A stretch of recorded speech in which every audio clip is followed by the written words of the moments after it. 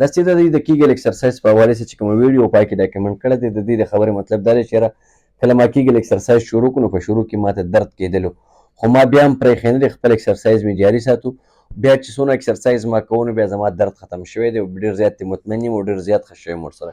یا ساتئ کیګل ایکسرسایز دا زموږ لپاره د پیلویک فلور مسلز ایکسرسایز دی چې په دې کې زموږ کوم د مثانې پټې وي دا کمزوري شي، د هغې د وجې نه موږ ته لو سیکس ډرایو یعنې مطلب موږ ورته اریکټایل ډایسفنکشن چې ویلی شو یا مردانه کمزورتیا چې ورته ویلی شو، دا کمزورتیا دپاره دا ریکمنډ کوم موږ مریض ته ډېره زیاته پیدا ورکوي.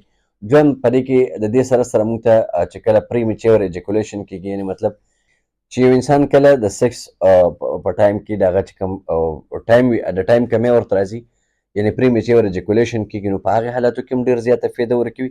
د دې نه علاوه چاته چې پروسټایټس وي، یعنې مطلب کمو نارینهو ته چې د 45 سال نه بعد بیا چې کله پروسټایټ انسان ته وشي یا د 50 سال نه بعد، نو په هغې کې هم کیګل ایکسرسایز ډېره زیاته فایده ورکوي.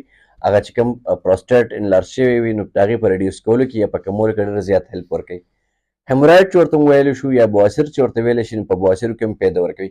په زنانو کې چې کله موږ چې وایو یاره زور په ښکته دی زنانو کې، نو په هغې کنډیشن کې زنانو له هم ډېره زیاته فایده ورکوي چې کله یوټرس پرولیپس کېږي، یعنې زور په ښکته باندې راځي، نو په هغې حالاتو کې هم ډېره فایده ورکوي. یا هغې خلکو له هم ډېره زیاته فایده ورکوي چې کوم خلک واشروم ته میچازې نشي رسولی، مثانې کمزورتیا راغلي وي ورته، که نارینه وي او که زنانه وي، ډېره زیاته فایده ورکوي.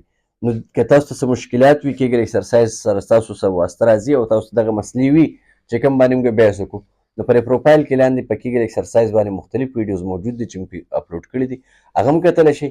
که نه زموږ په یوټیوب کې هم د دې لپاره ویډیو اپلوډ شته، هغه هم کتلی شئ، خپله رهنمایي کولی شئ. که بیا هم چاته څه مشکلات وي نو بالکل په کمنټ سیکشن کې موږ ته کمنټ کولی شئ، انشاءالله چې په هغې موضوع باندې یا په هغې ډول باندې تاسو ته ویډیوګانې راوړو. دعاګانو کې یاد ساتئ. د لوی الله په امان.